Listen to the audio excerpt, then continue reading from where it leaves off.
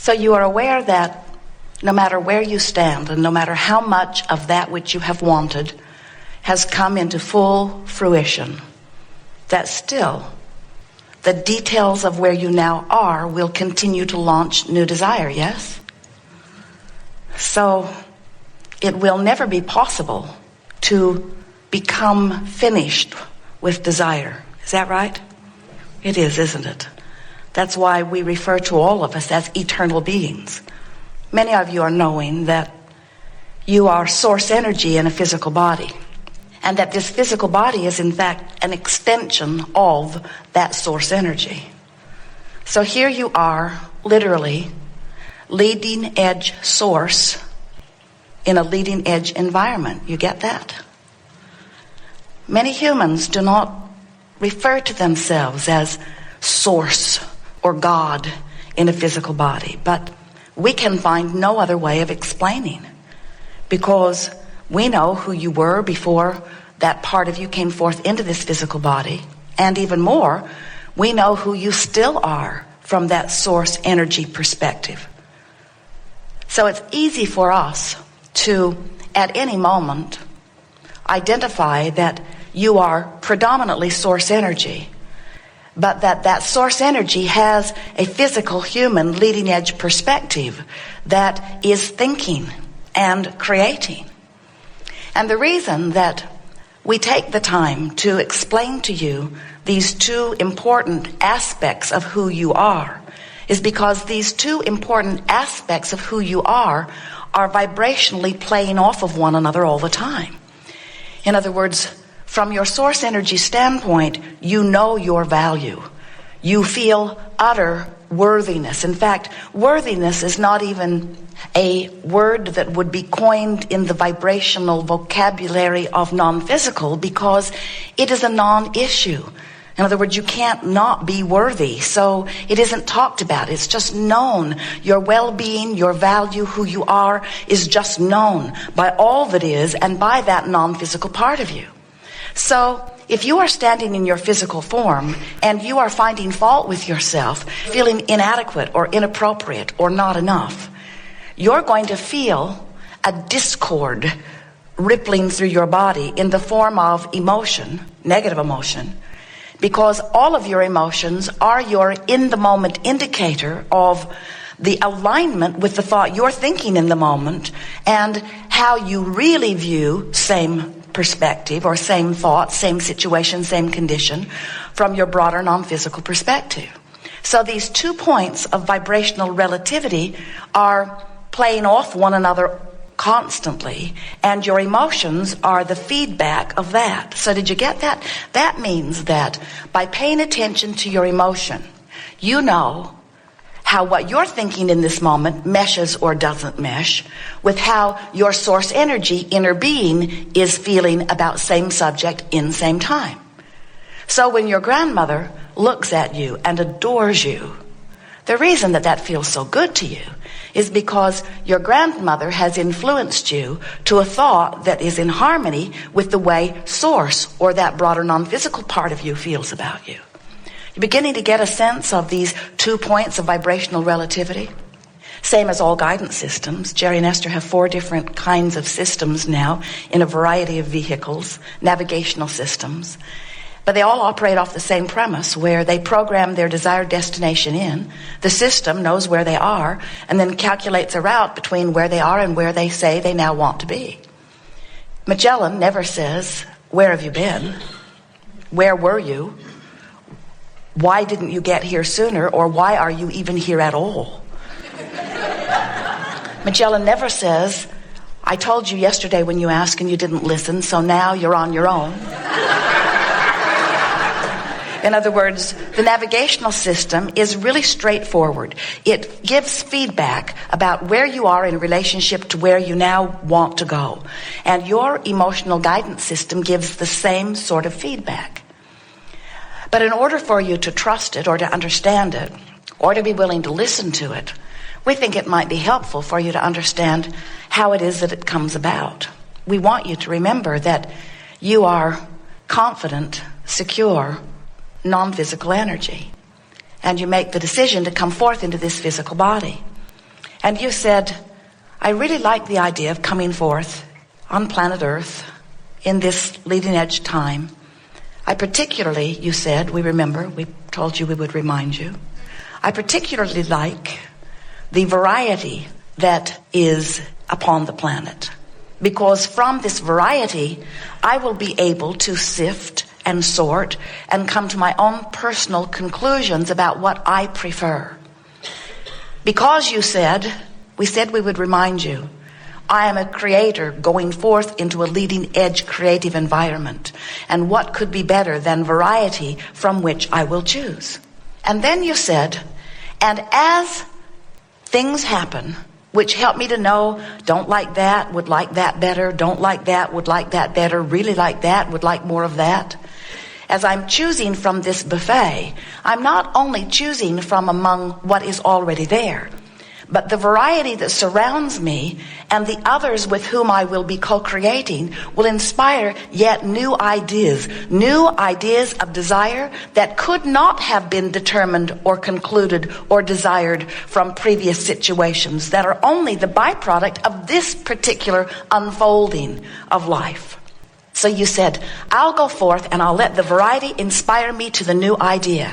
Now this is the part that we so want you to remember. Most of you don't remember it until we tell you. As we tell you, many of you begin to feel resonance with it.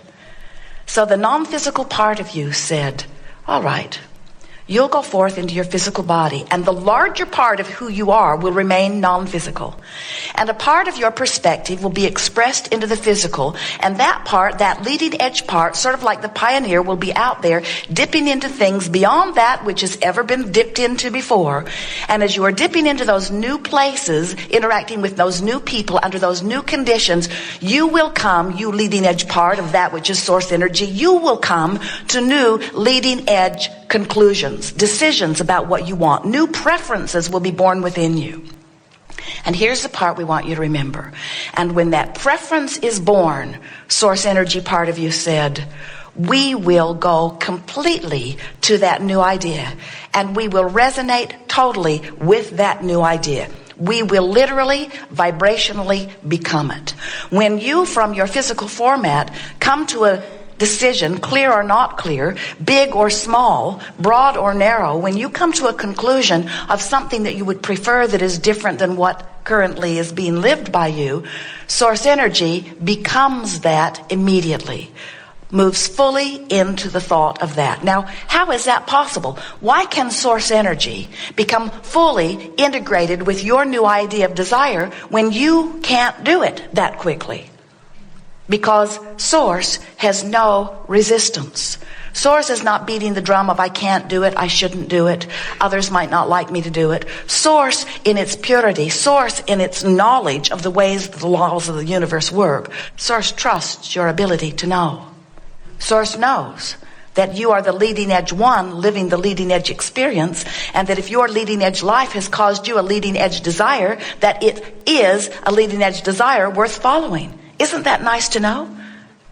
So now, what are you in your human form doing about your vibrational alignment with what you have asked for, with what you have become, with what source has joined you in? Where are you in relationship to that? In other words, life causes you to ask for more money, and source says, of course. But then when you beat the drum of I don't have enough money, how come I don't have more money? I'm so uncomfortable that I don't have enough money. I've never had enough money. That person over there has more money than they should have. As you are beating the drum that amplifies your awareness of where you are in relationship to money instead of where you want to be in relationship to money, there is a vibrational discord between you and you. And it shows up within you in the form of negative emotion. When you say, I don't have enough money, you feel the discord. When you say, I would like to have more money, there's less discord. When you say, things always work out for me, there's less discord. When you say, whatever I want is flowing, there's less discord. When you say, well-being is always mine, there's no discord, and the money flows into your experience. But you cannot continue to offer a vibration in opposition, not only of what you've asked for, but of what you have become. Oh, those are fairly new words, friends, and we so much want you to hear them, because every negative emotion that we see you experiencing and every lackful experience that you are living is only as a result of one thing. You're not letting yourself go to who you have become. Can you hear that? Before you can really hear it, you have to get a sense of the continuum of who you are. You were non-physical energy before you came into this physical body. Do you get that? And can you also hear not only that you were non-physical energy, but the larger part of you still is non-physical energy? You talk about that when you think of inner being, or when you think of God, or when you talk of soul. But most physical humans think dead or alive. So I'm non-physical or physical. And so many times people will sit in the hot seat to visit with us and they will say, Abraham, why have you chosen not to be physical?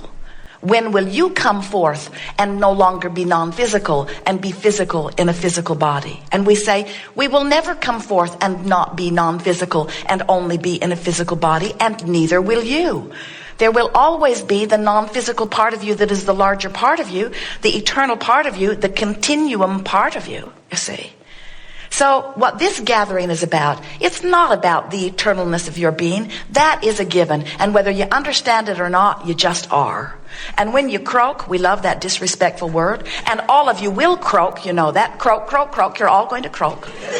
You're not going to remain in this physical body. You are going to reemerge back into non-physical. And really, what you know about that from your physical perspective will not matter at all when you croak. Because when you croak, you'll close the gap. You'll be non-physical energy, and you'll have clear view of all of this. So we're not talking to you about the gap between who you may be allowing yourself to be and who you really are, because you need to know in terms of your eternal salvation. That's not in question. You are pure positive energy, and your eternal salvation is a given. You are source energy here in a physical body, and you will never separate yourself from that, except for the thoughts that you choose that don't allow your connection. You can't set your radio dial on 630 and hear what's being broadcast on 98.7. And you can't set your tuner on not enough money and have enough money. Or on I'm unworthy and feel worthy. Or on I'm not good enough. Or on things aren't going well for me. Or on I'm a victim. In other words, you just can't beat the drum of what you don't want and in that moment be a match to who you really are. But when you die, there is not death. But when you have that experience that you call death, when you withdraw your attention from your physical expression, you will reemerge back into non-physical, and that vibrational gap will be closed. There'll be no resistance within you, and you will be that source energy in completion that you have hoped that you would be. So this gathering is not about that. That happens whether you know that it is or not. This gathering is not about teaching you how to want. Your life experience produces all of the desire that you knew that it would when you made the decision to come forth.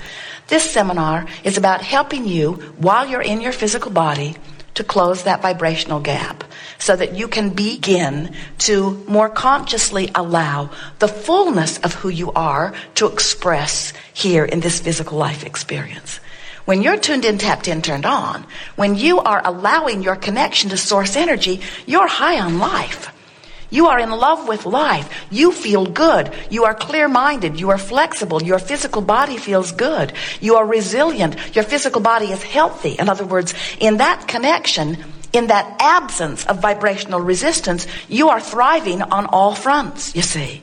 And that's what you intended when you came forth into this body. Not one of you ever said, all right, I'm source energy, and I'm going to go into an inferior physical body, and I'm going to deliberately find things to think about that hold me apart from who I really am, and I'm going to have a really miserable time. And in my misery, I will write books on tolerance and endurance. I will write books about being virtuous and valiant. I'll find all kinds of other people to join with me in their varieties of miserableness.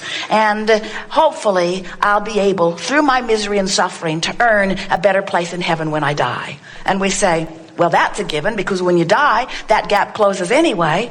And you've had all that misery for nothing. Don't you think that's sad? All that misery for nothing.